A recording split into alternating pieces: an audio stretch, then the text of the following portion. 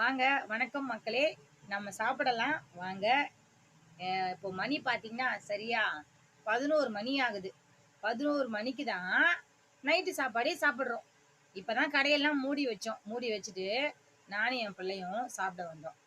எங்க வீட்ல என்ன குழம்புன்னு பார்த்தீங்கன்னா, மதியம் நல்லா மாங்காய் போட்டு, முருங்கைக்காய் போட்டு, அப்புறம் காரக்கருவாடு, கருவாட்டு குழம்பு. அதுக்கு தொட்டுக்க பார்த்தீங்கன்னா, முட்டை.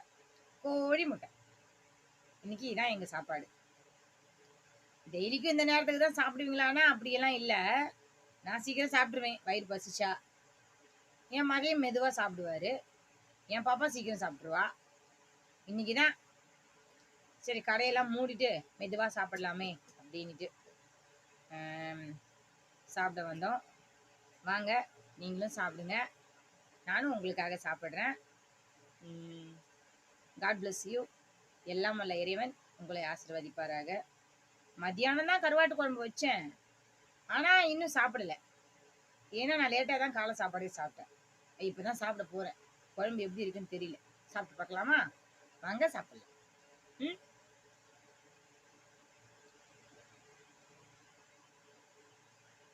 ம் உப்பு இல்லை, காரமா இருக்கு. உப்பு எடுத்துக்கலாமா? எனக்கும் உப்பு போட்டு சாப்பிட மாட்டேன்தான். ஆனா எனக்கே சுத்தமா உப்பு இல்லை.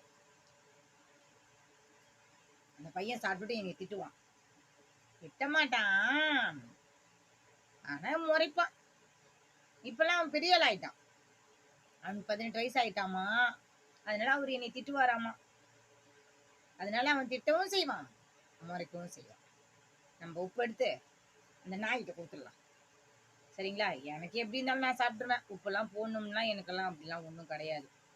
அப்படியே வாங்க, உங்களுக்கு 1 ரூபா சாப்பாடு. நல்லாதான் இருக்கு.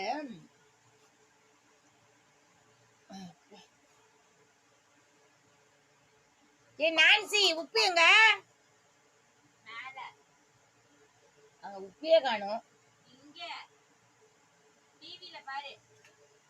டிவி ஸ்டாண்ட் மேல வச்சா எப்படி தெரியும்? நீங்களே சொல்லுங்க. என்ன கொடுமையை சொல்றது? டேய், டிவி ஸ்டாண்ட் மேல உப்பு இருக்கா? எடுத்துக்கடா.